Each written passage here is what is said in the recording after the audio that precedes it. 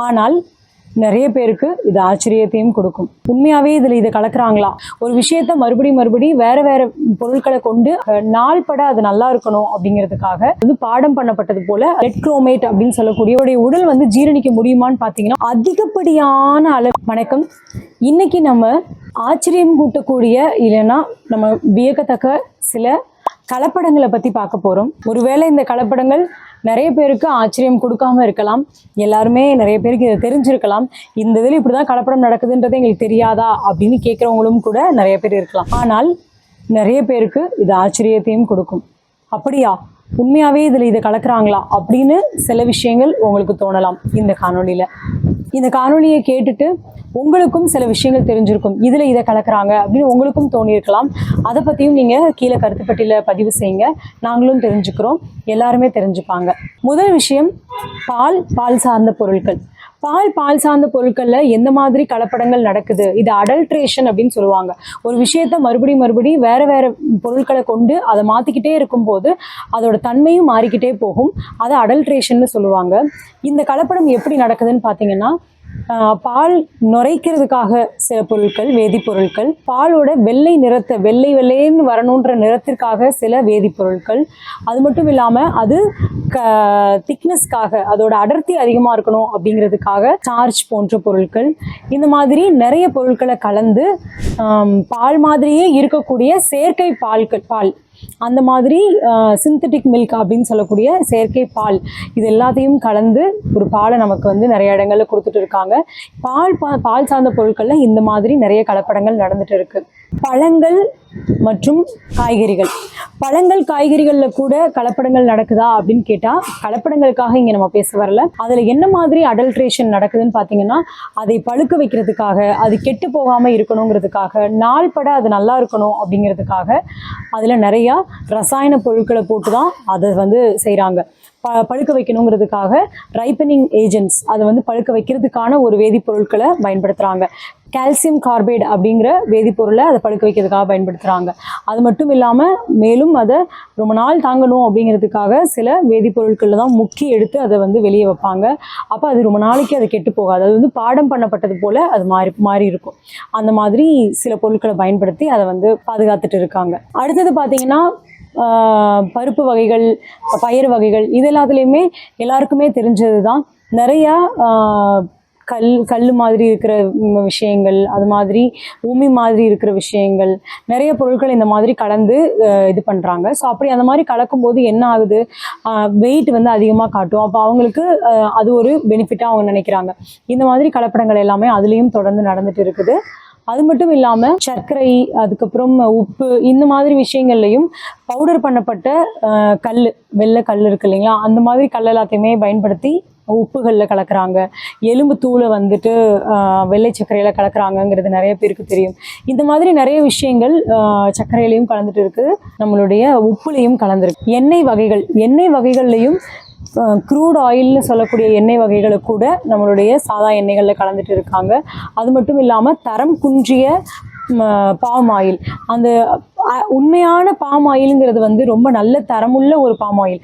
எப்படி நமக்கு இங்கே தேங்காயிலிருந்து நமக்கு ஒரு எண்ணெய் கிடைக்குதோ, அதே மாதிரி பாம்ங்கிறது ஒரு அழகான பழம். அந்த பழம் ஒரு வெளிநாட்டில் ஒரு அழகான பழமாக அது வளர்ந்து நிற்கும் போது அதிலிருந்து ஒரு எண்ணெய் கிடைக்கும். அந்த நாட்டில், அந்த தேசத்தில் அது ரொம்ப மதிப்புள்ள ஒரு எண்ணெய். இங்கே எப்படி நமக்கு தேங்காய் எண்ணெயும் கடலை எண்ணெயும் நமக்கு ஒரு நல்ல ஒரு உடலுக்கு வலுவை கொடுக்கக்கூடிய ஒரு விஷயமா இருக்குதோ, அதே மாதிரி அதிகமாக விளைந்து இருக்கக்கூடிய அந்த தேசத்தில் அது நல்ல விஷயம். ஆனால் அது தரம் குன்றிய அளவுக்கு மாற்றப்பட்டு அதை சரியான அளவில் நம்ம செய்யாமல் அந்த எண்ணெயானது தயாரிக்கப்படும் போது தான் அது ஒரு மோசமான ஒரு விஷயமா பாமாயிலா மாறுது. அது இங்கே நிறைய இடங்கள்ல வேற இடத்துல கலப்படமும் நடந்துட்டு இருக்குது. அதே மாதிரி பார்த்தீங்கன்னா, மசாலா பொருட்கள், மஞ்சத்தூளில் லெட் குரோமேட் அப்படின்னு சொல்லக்கூடிய ஒரு வேதிப்பொருளை நிறத்திற்காகவே பயன்படுத்துகிறாங்க.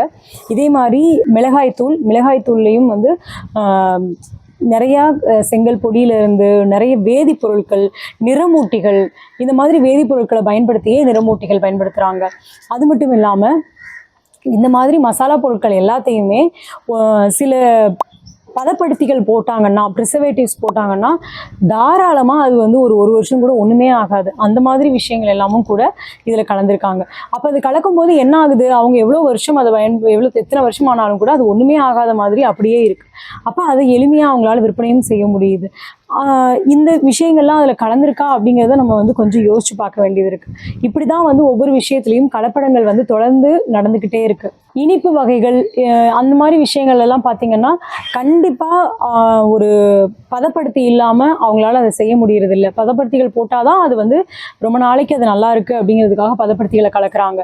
அது மட்டும் இல்லாமல் சுவையூட்டிகள், இனிப்பு வகை இருக்குது இல்லைங்களா, நீங்கள் சர்க்கரையை கூட போடணும் அவசியம் இல்லை. சாக்ரின்னு ஒரு விஷயம் இருக்குது. அது வந்து பார்த்திங்கன்னா ஒரு சொட்டு நீங்கள் வந்து பயன்படுத்தினாவே ஒரு 300-400 மடங்கு, சரியாக சொல்கிறேனான்னு தெரியல, ஒரு பல மடங்குக்கு அந்த விஷயமானது ஒரு சர்க்கரையை பயன்படுத்துறதுக்கு மாதிரி சுவையை கொடுத்துரும். அப்போ என்னென்னா நீங்கள் அவ்வளோ சர்க்கரையை நீங்கள் பயன்படுத்தணும்னு அவசியமே இல்லை. அவ்வளோ சர்க்கரையை நீங்கள் பயன்படுத்துகிற மாதிரி காமிச்சிட்டா கூட போதும். ஆனால் உங்களுக்கு இந்த இதில் ஒரு சொட்டு பயன்படுத்தினீங்கனாவே உங்களுக்கு அந்த சர்க்கரையை பயன்படுத்துகிற மாதிரி சுவை வந்துடும், இனிப்பு வந்துடும். ஆனால் அந்த இனிப்பை உங்களுடைய உடல் வந்து ஜீரணிக்க முடியுமான்னு பார்த்தீங்கன்னா உங்களுடைய உடல் வந்து அதை ஜீரணிக்க முடியாது. அப்போ என்ன ஆகுது, நம்ம அந்த உடலை அந்த சுவையை வந்து ஜீரணிக்க முடியாமல் நம்ம இனிப்பு தானே சாப்பிட்றோம்னு நம்ம நினைக்கிறோம், ஆனால் அதை நம்மளால் ஜீரணிக்க முடியாது. ஏன்னா அது இயற்கையான இனிப்பு கிடையாது. அந்த மாதிரி ஆகிற போது அது வந்து மேலும் மேலும் நம்ம உடலுக்கு பிரச்சனைகளை கொடுத்துட்டே இருக்கு. இந்த மாதிரி நிறைய கலப்படங்கள் இன்னமும் நடந்துட்டு இருக்கு. இது மட்டும் இல்லாமல் அசைவ உணவுகள், அசைவ விஷயங்கள் எல்லாத்தையுமே வந்து ஸ்டோர் பண்ணி வைக்கணும் அப்படிங்கிறதுக்காக ஃபார்மால்டிஹைடு, ஃபார்மலின் அப்படிங்கிற சில வேதிப்பொருட்களை பயன்படுத்துகிறாங்க. இந்த வேதிப்பொருட்கள் என்னன்னு பார்த்தீங்கன்னா பாடம் பண்ணக்கூடிய ஒரு விஷயம். இந்த விஷயத்தை வச்சு நம்ம அதை பாடம் பண்ணும்போது நம்ம உடல் வந்து ரொம்ப மோசமான நிலைக்கு அது தள்ளும், அந்த இதை நம்ம எடுத்துக்கும் போது.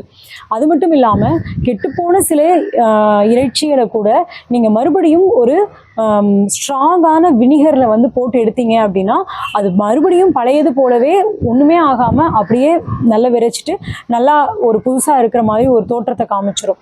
அப்போ நீங்கள் தாராளமாக அதை வந்து ஒன்றுமே ஆகாதபடிக்கு பயன்படுத்துகிறாங்க எல்லா இடத்துலையும்.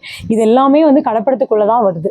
ஊறுகாய் வகைகள், தொக்கு வகைகள், ஜாம் இதெல்லாம் எடுத்துக்கிட்டிங்கன்னா பொதுவாக நிறைய இடங்களில் கவனித்து பாருங்கள். சில காய்கறி கடைகளாகட்டும், சில இடங்களில் பார்த்திங்கன்னா ஒரு அதிகப்படியான அளவுக்கு பழங்களும் காய்கறிகளும் வாங்கி கிடக்கும் ஒரு மூலையில். அது அப்படியே கொஞ்சம் கொஞ்சமாக அழுகியும் போயிருக்கும், நிறைய வீணாக போயிருந்திருக்கும், அப்படியே கிடக்கும். அப்போ நம்ம கேட்டோன்னு வைங்களேன், இது வீணாயிடுச்சு என்ன பண்ணுவீங்க இதை அப்படின்னு கேட்டோன்னா நிறைய பேர் சொல்லுவாங்க அது ஹோட்டலுக்கு போகுது, ஜூஸ் கடைக்கு போகுது, அது வந்து ஊறுகாய் செய்ய கொடுத்து விட்ருவாங்க, தொக்கு செய்ய கொடுத்து விட்ருவாங்க, ஜாம் செய்ய கொடுத்து விட்ருவாங்க. இந்த மாதிரி வீணாக போன காய்கறிகளையும் அதில் நிறைய மோசமான விஷயங்கள் நடந்திருக்கும். அந்த காய்கறிகளையும் அந்த பழங்களையும் வச்சு தான் ஜாமோ தொக்கோ ஊறுகாயோ நிறைய இடங்களில் பண்ணிகிட்ருக்காங்க. இது எல்லாமே கலப்படத்துக்குள்ளே தானே வரும். அந்த மாதிரி ஒரு சரியான ஒரு பொருளை போட்டு பண்ணலைனாவே அது கலப்படம் அப்படிங்கிற மாதிரி தானே வருது. இதுவும் கூட ஒரு இது கலப்படமா அப்படின்னு புரிஞ்சு கொள்ளாத மக்களுக்காக இதை நான் சொல்கிறேன். அப்போ இந்த விஷயங்கள் எல்லாத்தையுமே பயன்படுத்தி தொக்கு செய்கிறீங்க. ஏற்கனவே கெட்டுப்போன ஒரு பொருட்களை வச்சு நீங்கள் தொக்கு பண்ணும்போது அது நல்லா இருக்குமா? நல்லா இருக்காது. அப்போ அதை நல்லா இருக்கிற மாதிரி காட்டுறதுக்காக சில வேதிப்பொருட்களை பயன்படுத்துகிறாங்க. அது நாள்பட நல்லா இருக்கணும் அப்படிங்கிறதுக்காகவும் சில வேதிப்பொருட்களை பயன்படுத்துகிறாங்க. ஒரு ஊறுகாய் பாட்டில் ஒரு சூப்பர் மார்க்கெட்டில் நான் எடுத்து பார்க்குறேன். அதில் போட்டிருக்காங்க மாங்காய் ஊறுகாய்ன்னு நினைக்கிறேன். நல்ல ஒரு பிராண்டு பேர் உள்ள ஒரு கம்பெனியோட பேர் தான் அதில் போட்டிருக்கு. அதில் ஊறுகாயோட எக்ஸ்பைரி டேட் பார்க்குறேன் நான். அதில் போட்டிருக்காங்க பெஸ்ட் பிஃபோர் 36 months, 3 years.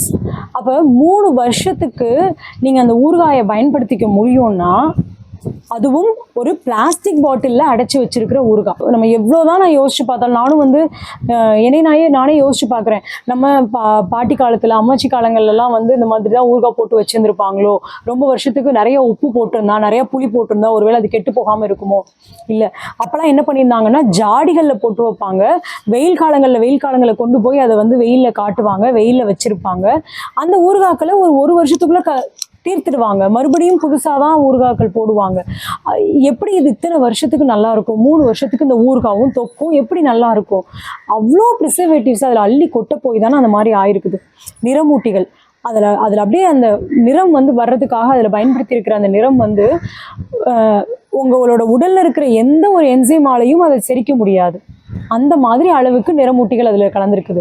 நிறைய விஷயங்களில் இந்த மாதிரி செயற்கை நிறமூட்டிகள், செயற்கை சுவையூட்டிகள், பதப்படுத்திகள், ப்ரிசர்வேட்டிவ்ஸ் ரொம்ப முக்கியமானது. இந்த பதப்படுத்திகள் இது எல்லாத்தையும் கலந்து தான் அவங்களால நாள் பட அவங்களால வச்சு விற்க முடியுது. இது எல்லாமே கலப்படத்துக்குள்ளே தான் வந்து நமக்கு அடங்குது. இந்த பொருட்களையும் நம்ம கன்சியூம் பண்ணிட்டு தான் இருக்கிறோம். நீங்கள் யோசிச்சு பாருங்கள், கவனிச்சு பாருங்கள். இதையெல்லாம் தாண்டி தக்காளி தொக்கு எடுத்துக்கிறோன்னா அதில் தக்காளி வந்து ஒரு அழுகுன தக்காளியை கூட பயன்படுத்தியிருக்காங்கன்னா அது தக்காளியாக கணக்கில் எடுத்துக்கலாம்னு வச்சுக்கோங்களேன். சும்மா ஒரு பேச்சுக்கு சொல்கிறேன். ஆனால் தக்காளியே இல்லாமல் தக்காளி தொக்கு செய்கிறவங்களும் இருக்காங்க. ரொம்ப ஆச்சரியமாக இருக்குது இல்லையா? நான் அந்த காணொலியோட துவக்கத்தில் சொன்னேன்ல, உங்களுக்கு ஆச்சரியமான சில விஷயங்களும் இதில் இருக்குதுன்னு சொல்லி. அந்த மாதிரி ஆச்சரியப்படக்கூடிய விஷயம்தான் இது. ஏலக்காயே நீங்கள் பயன்படுத்தியிருக்க மாட்டீங்க, ஆனால் அதில் ஏலக்காயின்னு நீங்கள் போட்டுக்கலாம். அது மாதிரி ஏலக்காயோட சுவை, ஏலக்காயோட மனம், ஏலக்காயோட நிறம், ஏலக்காய்க்குரிய தன்மைகள் எல்லாத்தையுமே அதில் கொண்டு வர மாதிரி செயற்கையாக உருவாக்கப்பட்ட ஏலக்காயோடைய ஃபார்முலா அதை நீங்கள் பயன்படுத்திட்டீங்கன்னா ஏலக்காய் பயன்படுத்துகிறதா அங்கே தோற்றம் வந்துடும். அந்த மாதிரி தான் இப்போது நிறைய பொருட்கள் உருவாக்கப்பட்டிருக்கு. இந்த பொருட்களை அதற்கான ஒரிஜினலான பொருட்கள் எதுவுமே இல்லாமல் பொருட்கள் தயாரிக்கப்பட்டிருக்கு.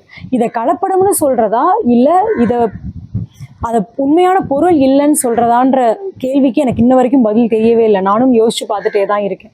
நான் உங்களுக்கு வந்து ஒரு சர்பத் பாட்டில் ஒன்று காட்டுறேன். இதான் அந்த சர்பத் பாட்டில்.